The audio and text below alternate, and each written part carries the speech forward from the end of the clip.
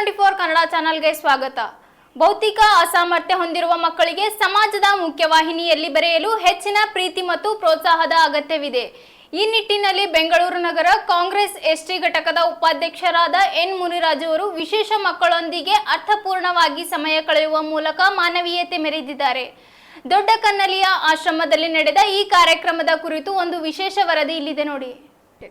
ಬೌದ್ಧಿಕ ಅಸಾಮಾನ್ಯ ಕ್ರಿಯೆ ಹೊಂದಿರುವ ಮಕ್ಕಳಿಗೆ ವಿಶೇಷ ಕಾಳಜಿ, ಪ್ರೀತಿ ಮತ್ತು ಶಿಕ್ಷಣದ ಅಗತ್ಯವಿರುತ್ತದೆ ಎಂದು ಕರ್ನಾಟಕ ನಗರ ನೀರು ಸರಬರಾಜು ಮತ್ತು ಒಳಚರಂಡಿ ಮಾಜಿ ನಿರ್ದೇಶಕರು ಮತ್ತು ಬೆಂಗಳೂರು ನಗರ ಕಾಂಗ್ರೆಸ್ ಎಸ್ಸಿ ಘಟಕದ ಉಪಾಧ್ಯಕ್ಷರು ಹಾಗೂ ಪಣತೂರು ವಾರ್ಡ್ ಜಿಬಿಎ ಆಕಾಂಕ್ಷಿ ಎನ್ ಮುನಿರಾಜು ತಿಳಿಸಿದರು.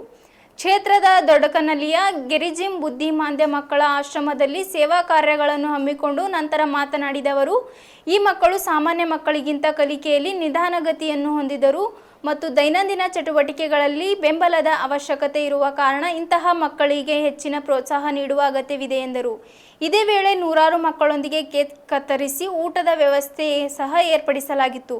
ಮಾಜಿ ಬ್ಲಾಕ್ ಅಧ್ಯಕ್ಷ ಬಾಬುಗೌಡ, ಮುಖಂಡರಾದ ಕಸವನಹಳ್ಳಿ ರಾಜಶೇಖರ್ ರೆಡ್ಡಿ, ರಿಪಬ್ಲಿಕನ್ ಸೇವಾ ಆರೋಗ್ಯ ಘಟಕದ ರಾಜ್ಯಾಧ್ಯಕ್ಷರಾದ ಬಿವೈ ಮುನಿರಾಜು, ಪ್ರಸನ್ನ ದುನಿಸಂದ್ರ, ಶಿವಕುಮಾರ್ ಅಂಬರೀಶ್, ದೇವರ ಬಿಸಿನಹಳ್ಳಿ ವಿಜಯ್ ಸೇರಿದಂತೆ ಮತ್ತಿತರರು ಈ ಸಂದರ್ಭದಲ್ಲಿ ಉಪಸ್ಥಿತರಿದ್ದರು.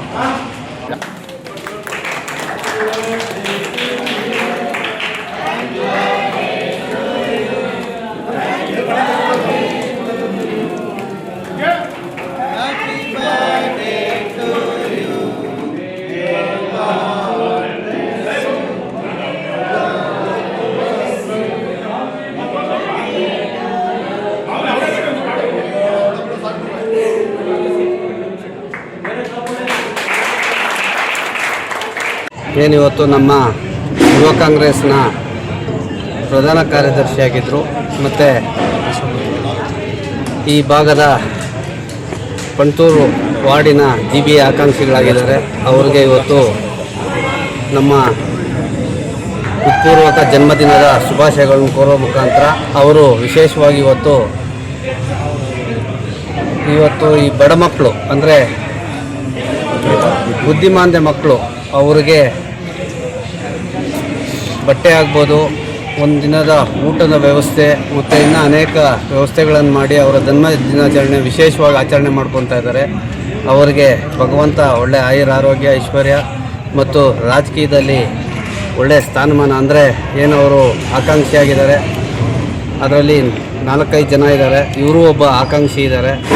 ಯಾರೇ ಪಕ್ಷದಿಂದ ಯಾರಿಗೆ ಟಿಕೆಟ್ ಆದರೂ ಅದರಲ್ಲಿ ವಿಶೇಷವಾಗಿ ಇವರು, ಯಾಕೆಂದರೆ ಇವರು ಅನೇಕ ವರ್ಷಗಳಿಂದ ಹಿಂದಿನ ಬಾರಿ ಸಹ ಅವರು ಟಿಕೆಟ್ ಕೇಳಿದರು.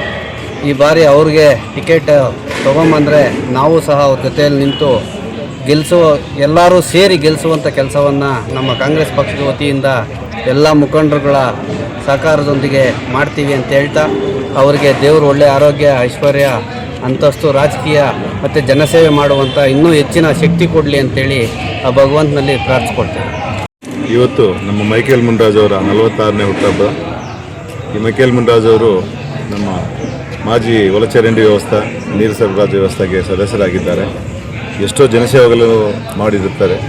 ಈಗ ಸದ್ಯಕ್ಕೆ ಪಣತೂರು ವಾರ್ಡ್ನಿಂದ ನಮ್ಮ ಕಾಂಗ್ರೆಸ್ ಪಕ್ಷದ ಆಕಾಂಕ್ಷಿಯಾಗಿ ಸ್ಪರ್ಧೆ ಮಾಡೋಣ ಅಂತ ಅವರು ಆಸೆಪಟ್ಟು ಒಂದು ಅಪ್ಲಿಕೇಶನ್ ಸಲ್ಲಿಸಿದ್ದಾರೆ.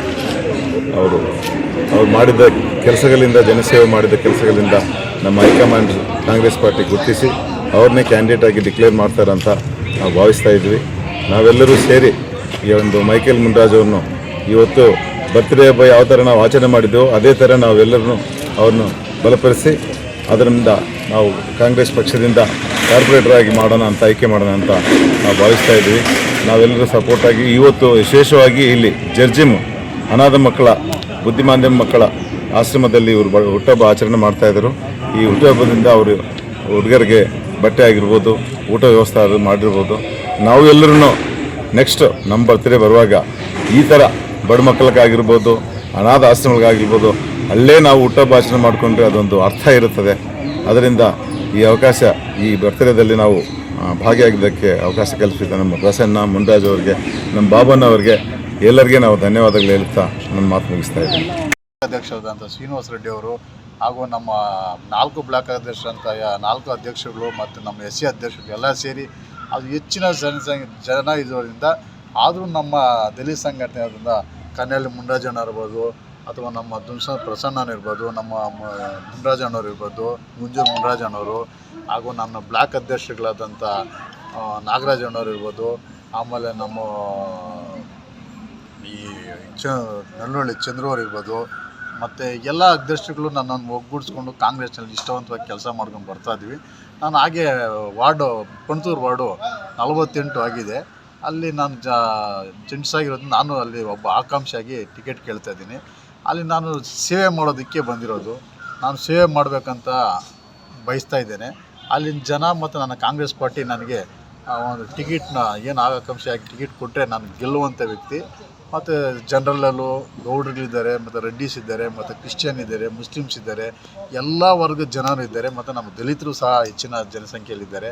ಅಲ್ಲಿ ನನ್ನ ಕೈ ಹಿಡಿತಾರೆ ಅನ್ನೋದು ಬಲ ನನಗೂ ಇದೆ. ಹಾಗಾಗಿ ನಾನು ಅಲ್ಲಿ ಗೆಲ್ತೀನಿ. ನಾನು ಅದೇ ದುಷ್ಪರಿಣಾಮಗಳಿಗೆ ಯಾರು ಬಲಿಪಶರಾಗಬೇಡಿ. ಯುವಕರು ಮುಂದಿನ ಜೀವನದಲ್ಲಿ ಇಂದಿನ ಮಕ್ಕಳು ನಾಳೆ ಪ್ರಜೆಗಳು ಅಂತೇಳಿ ನಾನು ಇಂದಿನ ಮಕ್ಕಳು ನಾಳೆ ಪ್ರಜೆಗಳು.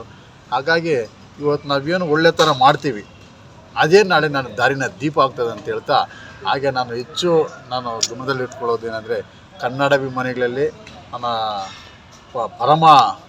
ನನ್ನ ಗುರುಗಳಾದಂಥ ನನ್ನ ದೈವ ಪೂಜೆ ಅಂತ ಡಾಕ್ಟರ್ ರಾಜ್ಕುಮಾರ್ ಅವ್ರ ಫ್ಯಾಮ್ಲಿ, ನನಗೆ ಭಾಳ ಇಷ್ಟವಾದಂಥ ಶಿವಣ್ಣವರಾಗಲಿ, ಪುನೀತ್ ರಾಜ್ಕುಮಾರ್ ಆಗಲಿ, ರಾಘಣ್ಣವರಾಗಲಿ, ಅವರಲ್ಲೆಲ್ಲ ನಾನು ಅವರ ಒಂದು ಸಿನಿಮಾ ನೋಡಿ ಈ ಬೆಳವಣಿಗೆಯಾಗಿ ನಾನು ಜನಸೇವೆ ಮಾಡಬೇಕಂತ ಬಂದಿದ್ದೇನೆ. ಎಲ್ಲರೂ ಒಗ್ಗೂಡಿಸ್ಕೊಂಡು ಎಲ್ಲರನ್ನೂ ಒಗ್ಗೂಡಿಸ್ಕೊಂಡು ಹೋಗ್ತೀನಿ ಅಂತ ನಾನು 2 ಮಾತು ಕೇಳ್ತಾ ನಿಮ್ಮೆಲ್ಲರಿಗೂ ಮಾಧ್ಯಮ. ಇವತ್ತು ಏನು ಮಾಡ್ತಾರೆ? ಇವತ್ತು ರುದ್ರಾಶ್ ಗೇರೇಜಮ್ ಆಶ್ರಮದಲ್ಲಿ ಇಲ್ಲಿ ಮಕ್ಕಳಿದ್ದಾರೆ, ಬುದ್ಧಿಮಾಂದ್ಯ ಮಕ್ಕಳು. ಅವ್ರಿಗೆ ಏನು ಮಾತನಾಡ್ತೀವಿ, ನಾವು ಏನು ಹೇಳ್ತಾ ಇದ್ದೀವಿ ಅನ್ನೋದೇ ಗೊತ್ತಾಗ್ತಾ ಇಲ್ಲ ಅವ್ರಿಗೆ. ಅವ್ರು ನೋಡಿದ್ರೆ ನಮಗೆ ಭಾಳ ಕಷ್ಟ ಆಗ್ತದೆ. ನಮಗೆ ಭಗವಂತ ಕೈ ಕೊಟ್ಟಿದ್ದಾನೆ, ಕಾಲು ಕೊಟ್ಟಿದ್ದಾನೆ, ಮಾತಾಡೋಕ್ಕೆ ಬಾಯಿ ಕೊಟ್ಟಿದ್ದಾನೆ, ಅವ್ರಿಗೆ ಏನೂ ಕೊಟ್ಟಿಲ್ಲ. ಅವ್ರು ನೋಡ್ತಾರೆ, ಅವ್ರು ನೋಡಿದ ತಕ್ಷಣ ನಮ್ಮ ಮನಸ್ಸೆಲ್ಲ ಕಲ್ಲು ಹೃದಯ ಆಗಿರೋದಂತ, ಕಲ್ಲು ಮನಸ್ಸಿರೋದಂತೂ ಹೃದಯ ಆಗ್ಬಿಡ್ತದೆ. ಆ ಭಗವಂತನಲ್ಲಿ ಬೇಡ್ಕೊಳ್ಳೋದು ಇಷ್ಟೇ, ಇಂಥ ಮಕ್ಕಳಿಗೆ ಈ ಜೀವನ ಕೊಡಬೇಡಪ್ಪ, ಯಾರಿಗೂ ಕೊಡಬೇಡ. ಒಳ್ಳೆ ಇದನ್ನ ಕೊಡು, ಒಳ್ಳೆ ಹೃದಯವಂತಿಕೆ ಕೊಡು, ಮಾತಾಡೋಕ್ಕೆ ಮಾತು ಕೊಡು, ಅವ್ರಿಗೆ ಹೃದಯ ಕೊಡು. ಯಾವುದೇ ಒಂದು ಕಾಯಿಲೆ, ಪ್ರತಿಯೊಬ್ಬ ಮನುಷ್ಯನಿಗೂ ಕಾಯಿಲೆ ಕೊಡಬೇಡ ಅಂತ ಹೇಳ್ತಾ ಆ ದೇವರಲ್ಲಿ ನಾನು ಪ್ರಾರ್ಥನೆ ಮಾಡಿ ಕೇಳ್ಕೊಳ್ತೀನಿ. ಎಲ್ಲ ನಮ್ಮ ಏನೇನು ದೇವರುಗಳು, ಯೇಸು ಇದ್ದಾನೆ, ಹಿಂದೂ ಧರ್ಮ ಇದೆ, ಕ್ರಿಶ್ಚಿಯನ್ ಧರ್ಮ ಇದೆ, ಮುಸ್ಲಿಂ ಧರ್ಮ ಇದೆ, ನಮ್ಮ ಕುಲ ದೇವತೆಗಳನ್ನೆಲ್ಲ ಕೇಳ್ಕೊಳ್ತೀನಿ. ನಾವು ಯಾವುದೇ ಕಾರಣಕ್ಕೆ ಈ ಥರದ ನೋವುಗಳನ್ನ ಕೊಡಬೇಡ, ಒಳ್ಳೆಯದೇ ಮಾಡಿ ಅಂತ ಕೇಳ್ಕೊಳ್ತೀನಿ ಸರ್.